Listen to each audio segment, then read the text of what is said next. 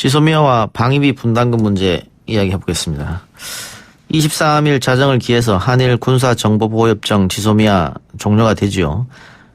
미국의 연장 압박이 거센데 내일 청와대에선 대통령과 미국 국방부 장관이 만납니다. 지소미아 문제와 더불어 미국 측이 주장하는 방위비 분담금 증액 문제도 쟁점이 될 거란 분석이 있습니다. 전문가 의견 들어보겠습니다. 평화네트워크 정옥식 대표 연결합니다. 대표님. 네, 안녕하세요. 예. 자, 지소미아 얘기부터 먼저 해보죠. 대통령은 원칙을 강조하고 있습니다만 생각보다 미국이 압력이 조금 거세다 이런 평가도 나오는데 어떻게 보고 계십니까?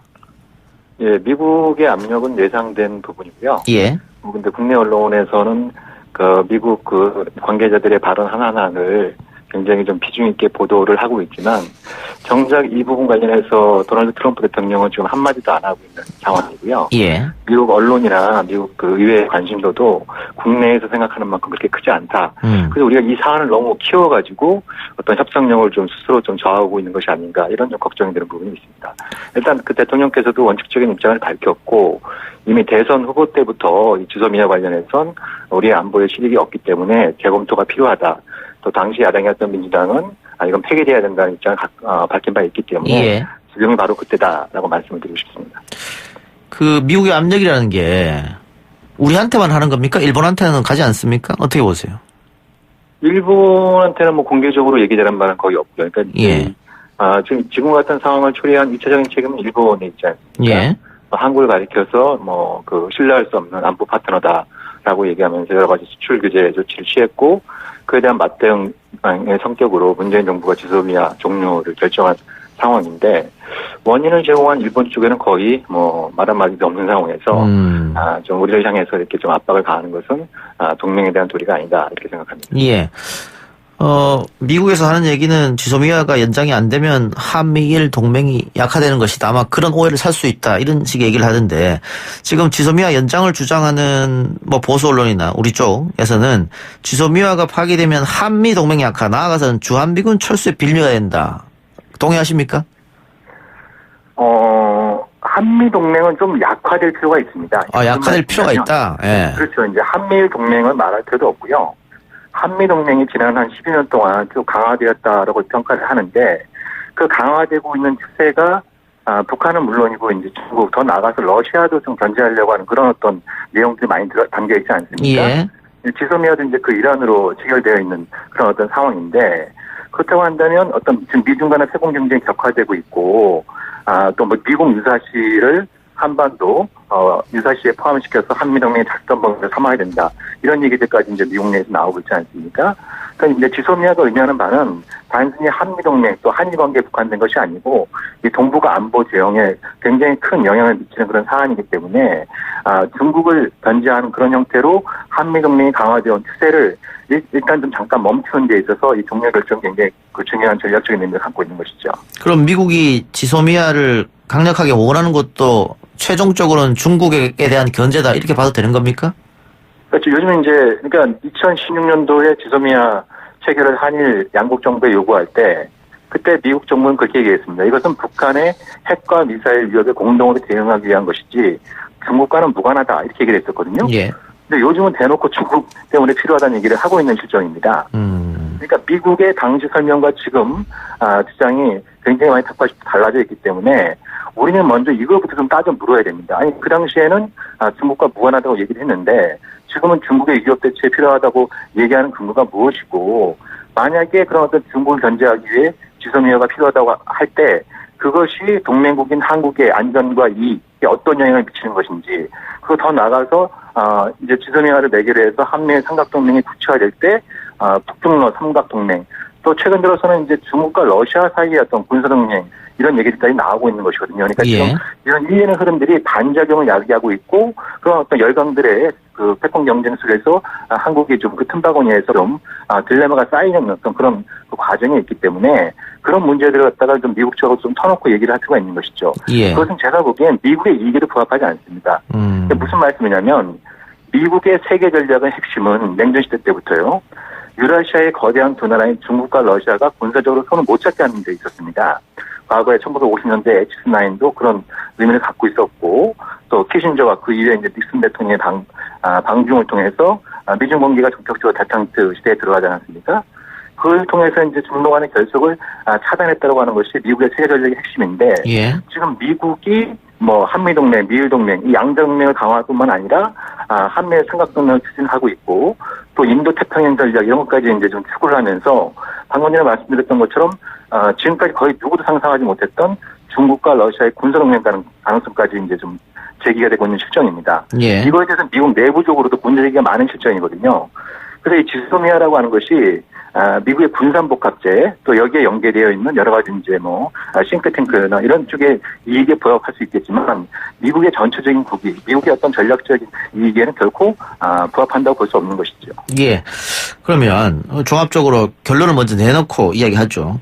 아까 대표님이 말씀처럼 이 사태의 원인은 일본이 제공한 것이고 또 지소미아로 교환하는 정보는 일본 쪽으로부터 우리가 받는 것보다 우리가 주는 게 훨씬 많다. 그러니까 결국은 일본이 지소미아를 더 원한다. 그렇게 봤을 때 결론적으로 지소미아를 연장하는 것이 맞느냐 안 하는 것이 맞느냐. 아니 당연히 이제 종료 결정을 내렸고 저는 뭐 지소미아는 진작부터 해결되면 안 되는 거였고, 예.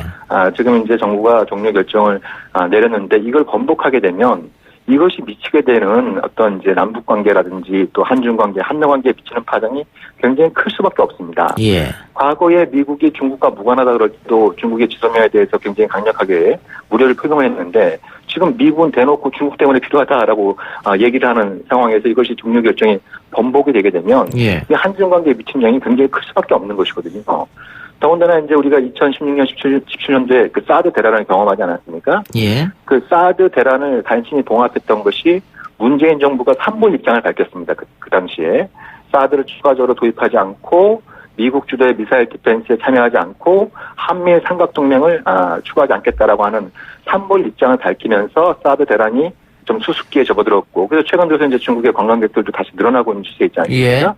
근데 지소미아 그 종료 결정을 번복하는 것은 미국의 MD에 이제 그 참여하고 있다라는 게 굉장히 분명해지는 것이고 예. 이걸 통해서 한미의 삼각동맹으로 간다라고 하는 것이 더더욱 또 확실해지기 때문에 이렇게 될 경우에 이제 남북 관계, 한중 관계, 한러 관계에 미치는 파장 대단히 클 수밖에 없다는 것입니다. 그래서 우리의 안전과 국익의 관점에서 볼 때 지소미아 종료 결정은 유지돼야 된다라고 말씀드리고 싶은 거죠. 근데 지금 정부 입장은 일본이 수출 규제했던 것을 원상태로 돌리면은 연장할 수도 있다 이 생각이지 않습니까? 저는 뭐 개인적으로 거기에도 동의하지 않습니다. 예. 그건 이제, 아까도 잠깐 말씀드렸던 것처럼 애초부터 체결되면 안 되는 그런 성격의 군사 협정이었고, 그리고 뭐 문재인 정부가 취임 초기에 이것을 종료 결정을 내렸어야 되는데, 이것이 지금 뭐 일본의 수출 규제에 대한 이제 보복 조치의 일환으로, 제기된 부분들에 대해선 저는 뭐 실효성도 별로 없고, 일본이 어떤 태도 변화가 있다고 해서 이걸 다시 이제 번복을 하게 될 경우엔 얻게 되는 것보다 잃게 되는 게 더 많을 거다라는 생각을 갖고 있는 것이죠. 예. 그 협정을 처음부터 해서는 안 되는 것이었다. 뭐 그런 생각에 동의하는 분들도 많이 계실 텐데요.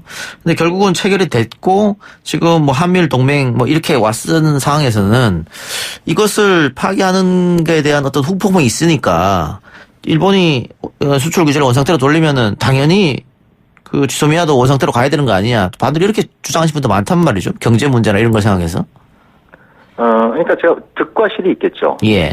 근데 우리는 지금 이제 대부분 얘기되는 것은 그렇게 했을 때 뭐 한미 관계, 한미 동맹도 다시 굳건해질 수 있고 예. 한일 관계도 회복될 수 있다라고 하는 이제 이렇게 그 이익의 측면에서만 얘기를 많이 하고 있지만, 근데 방금 전에 말씀드렸던 것처럼 중국을 겨냥한 형태의 한미 동맹 강화, 또 한미의 삼각동맹 강화라고 하는 것이 과연 우리의 이익에 도움이 되는 것이냐, 이 근본 문제에 대해서는 거의 얘기가 없는 실정이거든요. 예.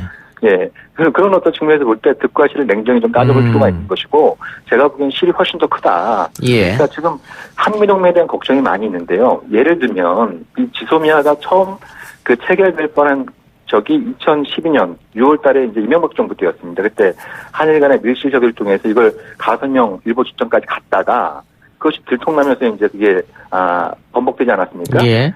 그때 그걸 강력하게 요구했던 게 미국의 오바마 행정부였습니다.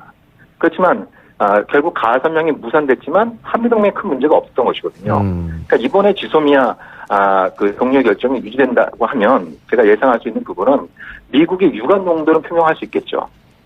자기들이 이제 계속 이제 유지를 희망해 왔는데 종료 결정이 번복되지 않는다면 유감 정도 나오겠지만 이게 무슨 뭐 한미 동맹에 큰 영향을 주고 이걸 이후로 뭐 주한미군이 나갈 거다. 이거는 전혀 근거 없는 우려다라고 말씀드립니다. 예. 그러니까 사드 사태 때 봤듯이 결국은 장단점이 있는데 우리에게 어떤 결정을 했을 때 이익이 더 크느냐 이걸 좀 생각해 봐야 된다 이 말씀 같고요.